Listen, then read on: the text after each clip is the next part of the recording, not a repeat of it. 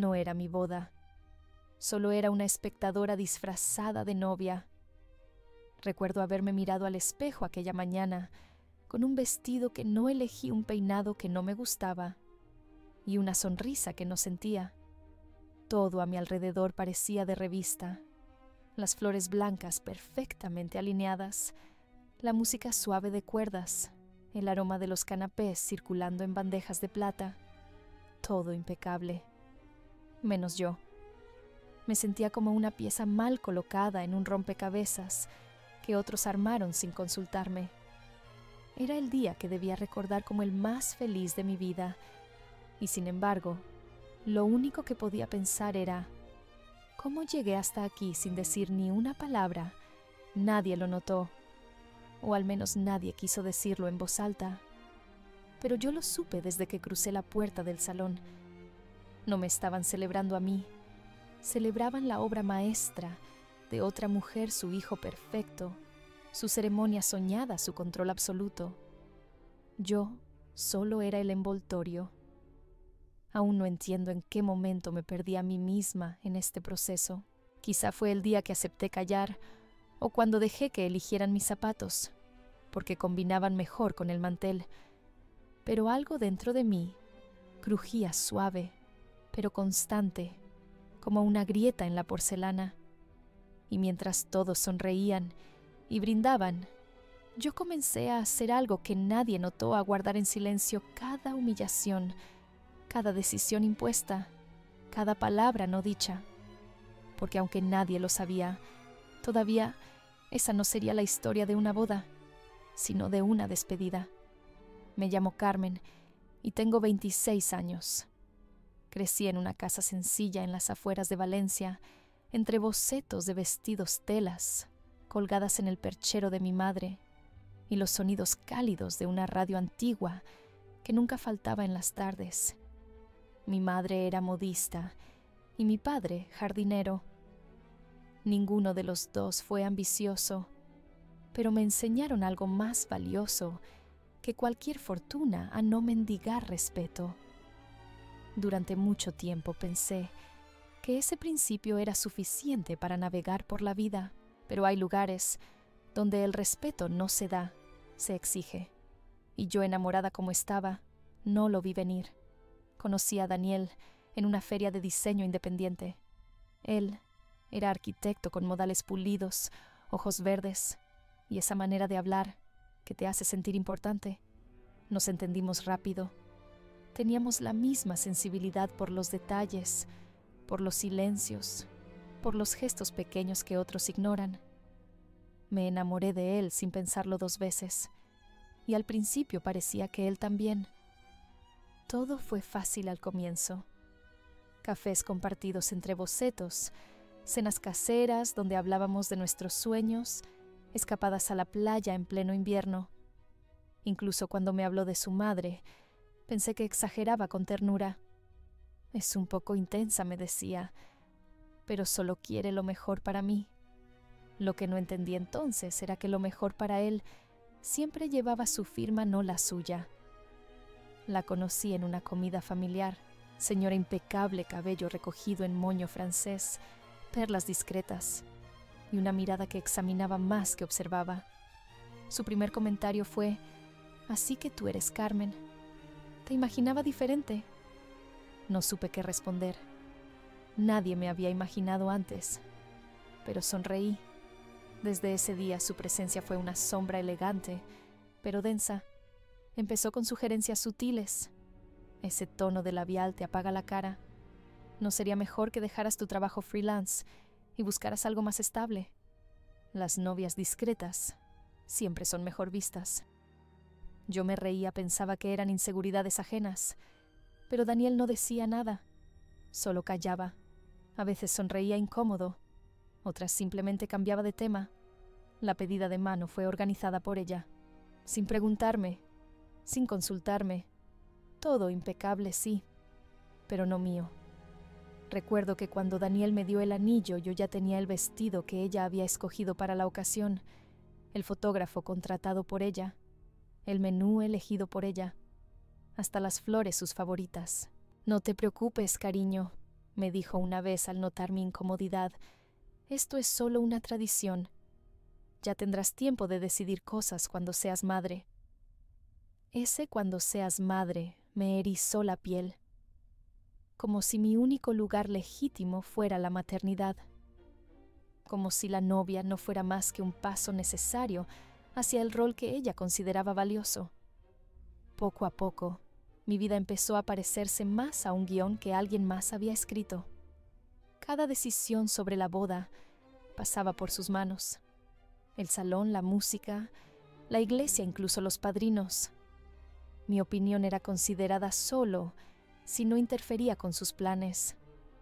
Yo trataba de hablar con Daniel. Le decía que necesitaba sentir que también era nuestra boda, que quería incluir algunos rituales de mi familia, que mi madre también tenía ideas. Él me escuchaba claro, siempre educado, pero sus respuestas eran vagas. No hagamos solas, solo quiere ayudar. Después de la boda será diferente. Y yo le creí, porque lo amaba, porque uno quiere creer que el amor basta. Pero cada semana era una nueva renuncia. Me pidieron reducir la lista de invitados, porque no caben todos los tuyos, pero mágicamente siempre había lugar para más primos de su lado. Me sugirieron cambiar mi vestido soñado por uno más sobrio y clásico. Me obligaron a asistir a reuniones con decoradores que ya venían con la aprobación de su madre. Yo, que vivía de diseñar cosas únicas, estaba viendo cómo mi boda se convertía en un molde fabricado por otro. Mi madre, silenciosa pero atenta, una tarde me dijo algo que no olvido. «¿Estás dejando que te borren, hija?» Me dolió, me enojó, me resistí. «No es eso, mamá. Es solo una etapa. No quiero ser conflictiva». Pero en el fondo sabía que tenía razón.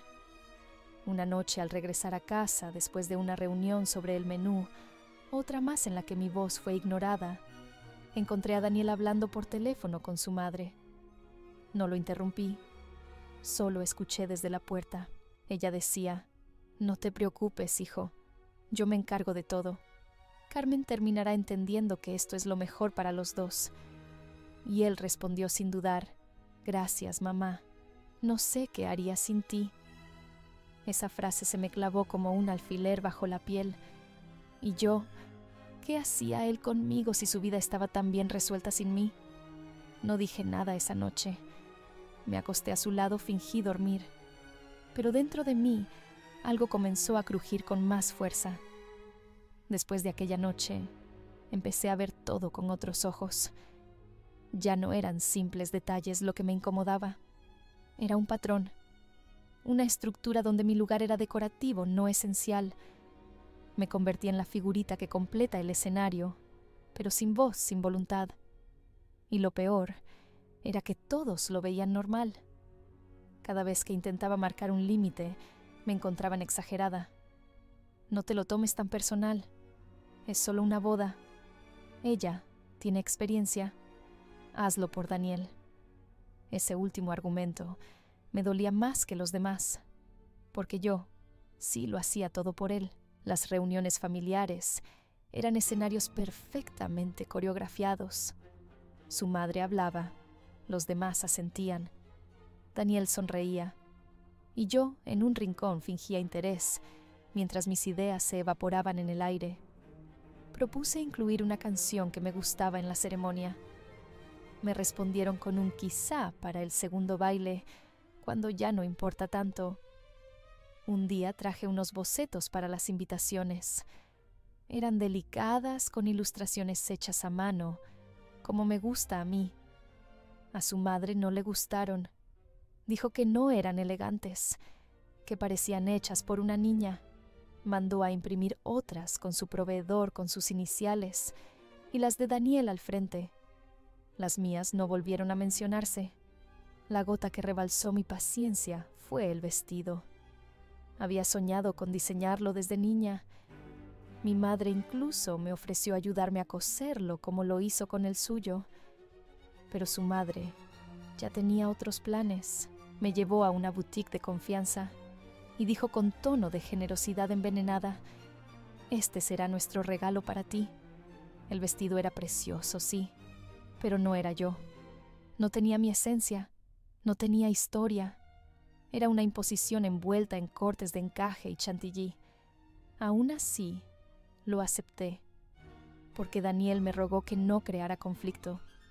«Ella solo quiere que todo sea perfecto», me dijo, pero nunca se preguntó si para mí la perfección tenía otro significado. Una tarde, mientras repasábamos la lista de invitados, vi que el nombre de mi tía Clara había sido tachado. Le pregunté a Daniel qué pasó. Me respondió sin mirarme a los ojos: «Tu madre dijo que era importante para ti, pero mi madre piensa que hay que priorizar a los padrinos de papá». Me levanté de la mesa, fui al baño, me encerré y lloré, no por la boda, no por mi tía, sino por esa sensación de estar perdiendo algo que no podía nombrar, como si mi reflejo en el espejo ya no me reconociera, como si cada concesión fuera un hilo más que me deshilachaba. La noche siguiente cenamos en casa de sus padres. Fue una comida tensa, silenciosa. Su madre hablaba del viaje de luna de miel, el cual ya había reservado sin consultarme.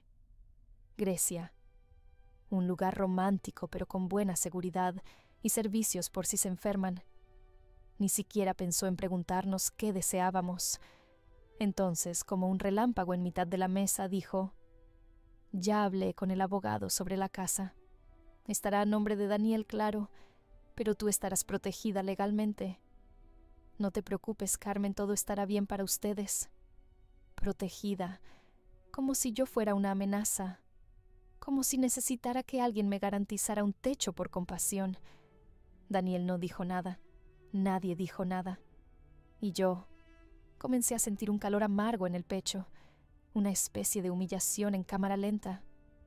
Me disculpé y salí al jardín.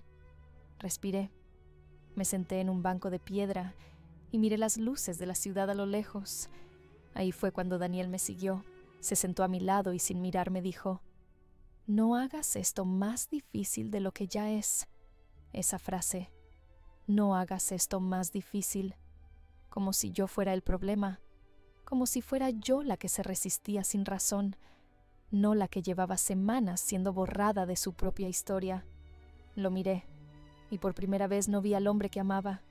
Vi a un hijo obediente, sumiso, cómodo en su papel, incapaz de elegir por sí mismo. No me elegiste a mí, Daniel. Elegiste la versión que tu madre aprobó de mí. Se lo dije con calma, sin gritar, sin lágrimas. Él suspiró. «No entiendes. Es complicado». No, no lo era. Yo solo quería una vida donde pudiera ser yo misma, construir juntos, decidir juntos. Pero en esa familia no había espacio para una mujer con ideas propias, solo para muñecas que sonríen, visten bien y no interrumpen. Volvimos a casa sin hablar. Esa noche, al entrar a mi habitación, me sentí como una invitada en mi propia vida. Y por primera vez, empecé a pensar seriamente en escapar. No dormí aquella noche. Di vueltas en la cama, mientras las sombras se estiraban por las paredes, mientras el silencio en la casa era tan espeso que podía escuchar el eco de mis propios pensamientos. ¿Quién era yo? ¿Cómo llegué a este punto, donde mi vida se convirtió en una vitrina ajena, una escenografía donde yo era la actriz secundaria? Al amanecer decidí actuar como si nada pasara. Me levanté, preparé café, sonreí ante Daniel, como si no tuviera un agujero en el pecho. Estábamos a solo 3 días de la boda. La ciudad estaba llena de carteles, invitaciones. Habían sido enviadas, todo estaba listo. Menos yo. El ensayo general se realizó esa misma tarde. Llegamos al salón adornado con flores, que nunca elegí, frente a una tarima dorada, que parecía salida de una revista nupcial, que jamás habría leído. Mi madre me tomó de la mano. Me miró como quien busca algo que se perdió en el rostro de su hija, pero no dijo nada. Quizá temía que sus palabras fueran la gota que me hiciera derrumbarme. Durante el ensayo, todo fue coreografiado hasta el mínimo detalle. La música, los pasos, los tiempos. Nadie me preguntó si me sentía bien. Solo debía sonreír y asentir. Me sentí como un maniquí ambulante. Y entonces llegó la noche de la cena previa, una tradición que su madre insistió en organizar como bienvenida oficial a la familia. Estaba todo lleno de luces, copas de vino caro, sonrisas amplias, discursos planeados. Y en medio de todo, yo atrapada en un vestido que ni siquiera me gustaba, sintiéndome más sola que nunca. El momento culminante llegó cuando su madre pidió la palabra. Todos guardaron silencio. Ella se puso de pie, alzó su copa y dijo con voz clara y orgullosa: «Quiero brindar por el futuro de mi hijo, por el hogar que formará, por la hermosa mujer que ha sabido adaptarse y entender lo que implica ser parte de esta familia». Algunos aplaudieron, otros sonrieron. Yo tragué saliva. Sentí que algo dentro de mí se quebró de forma definitiva. Adaptarse. Entender yo no había sido amada por quien era. Había sido moldeada para caber. Y todos parecían celebrarlo. El silencio dentro de mí fue tan atronador que no pude ignorarlo más. Me levanté de la mesa sin decir palabra. Caminé entre las mesas como una fantasma, mientras todos me miraban sin saber si era parte del espectáculo o si algo se había salido de control. Salí al patio. La brisa nocturna me golpeó el rostro como una bofetada fría. Cerré los ojos. Respiré. Y entonces escuché pasos detrás de mí. Era Daniel. «¿Qué te pasa ahora?», me preguntó en voz baja, como quien reprende a una niña caprichosa. Ahora repetí: «¿De verdad crees que esto comenzó ahora?». Me miró confundido. O fingió no entender. «Todo está saliendo perfecto, Carmen. No arruines esto». «¿Perfecto para quién, Daniel? ¿Para ti? ¿Para tu madre? Porque para mí esto es una jaula con flores». Él alzó las manos frustrado. «No es el momento de discutir. ¿Estás nerviosa?». «No, estoy despierta». Por fin. Me giré para mirarlo. No con odio, con tristeza, porque aún lo amaba, pero no podía seguir traicionándome por ese amor. No puedo casarme con alguien que calla cuando me borran, que me ama solo si obedezco. Él retrocedió un paso. «¿Estás diciendo que quieres cancelar todo? A 3 días de la boda, no. ¿Lo estoy haciendo ahora?». Mis palabras no fueron un grito, fueron una sentencia, y sin embargo temblaba por dentro.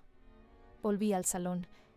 Entré, tomé mi bolso y con todos los ojos sobre mí, caminé hacia la puerta. Nadie se atrevió a detenerme. Nadie pronunció mi nombre. Solo escuché la voz de su madre lejana, incrédula. «No puedes hacer esto. Después de todo lo que hemos preparado». Me giré solo una vez. La miré a los ojos y dije: «Eso es exactamente lo que estoy deshaciendo todo lo que ustedes prepararon sin mí». Y me fui. Esa noche dormí en casa de mi madre. No hablamos mucho, solo me abrazó fuerte.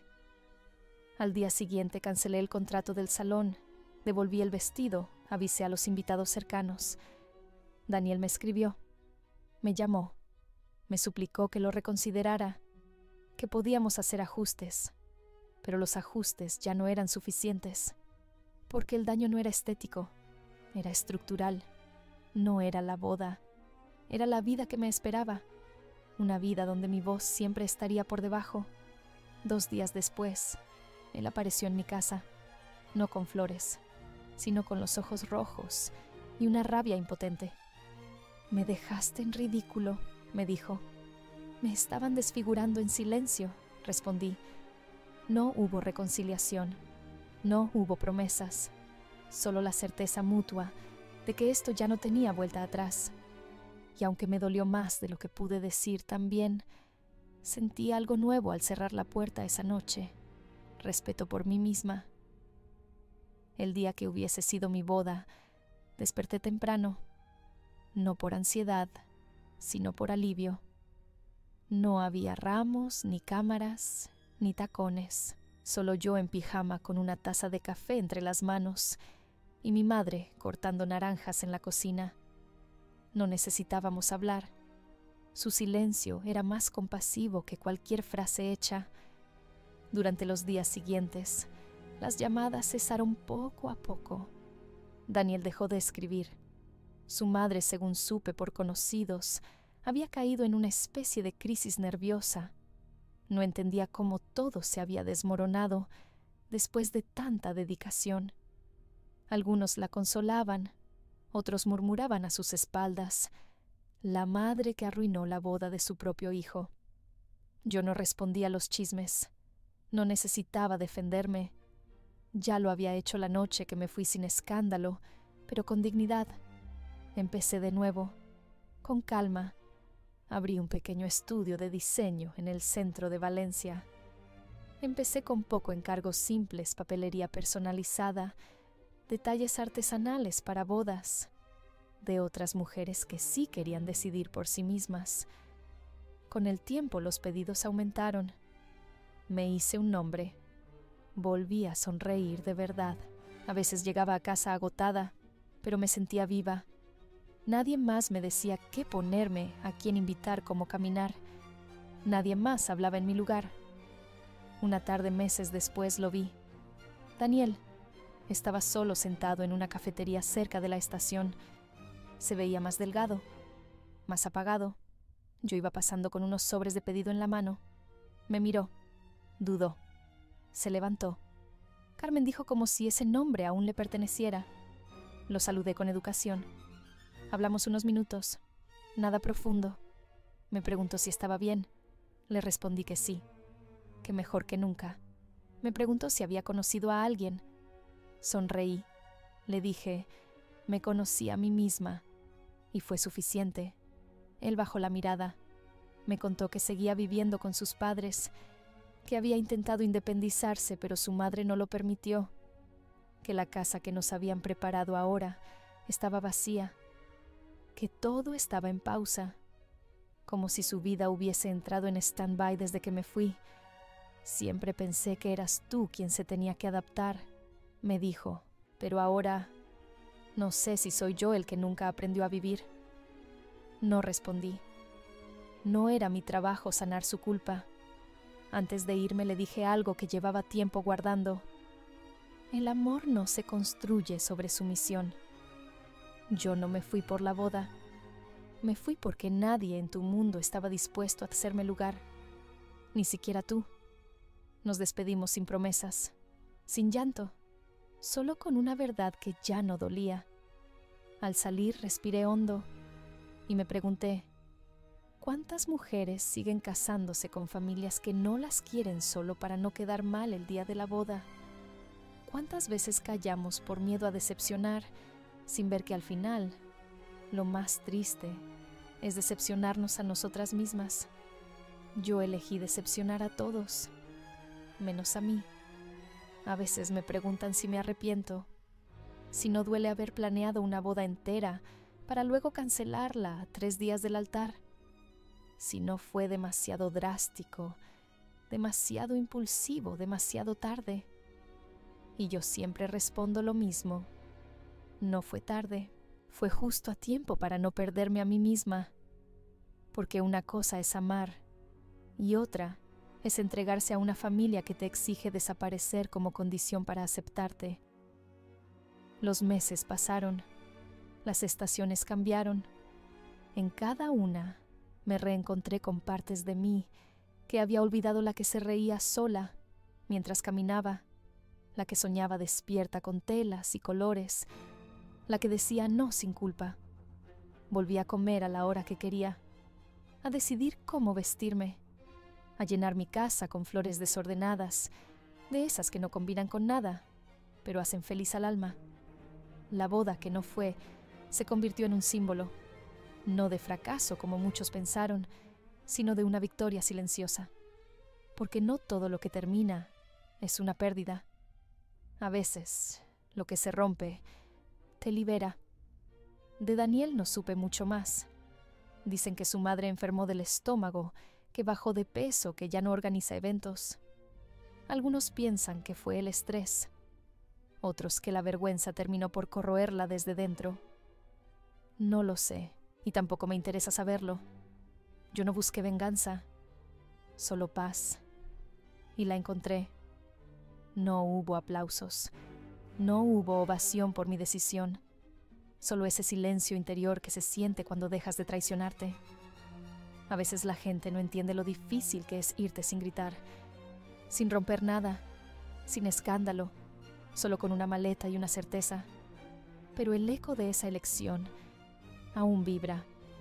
Y sé que en alguna casa decorada con manteles perfectos y silencios incómodos, todavía se recuerda mi nombre. No por lo que hice, sino por lo que me negué a hacer. Porque no todas las mujeres que se visten de blanco están felices, y no todas las que se van se quedan solas. Algunas caminamos hacia el altar del amor propio, sin testigos, sin flores, pero con los pies firmes. A veces el mayor acto de amor no es quedarse, sino irse a tiempo. Carmen no huyó del amor, huyó del control de una vida escrita por otros, de una familia que no la veía, solo la quería moldear. Y aunque muchos la llamaron exagerada o ingrata, la verdad es que tuvo el valor que a tantas nos falta, el de elegirnos a nosotras mismas, aunque duela. Si tú también has sentido que te borran, que tu voz no importa, que te piden que te calles para encajar, esta historia es para ti. Cuéntanos en los comentarios. ¿Alguna vez te viste obligada a complacer a una familia que nunca te aceptó como eras? ¿Qué habrías hecho tú en el lugar de Carmen Day-like? Suscríbete y comparte este video. Si crees que el amor verdadero nunca debería exigir que una mujer desaparezca para ser aceptada. Que esta historia llegue a quien hoy necesita el coraje de decir: no me caso con el silencio.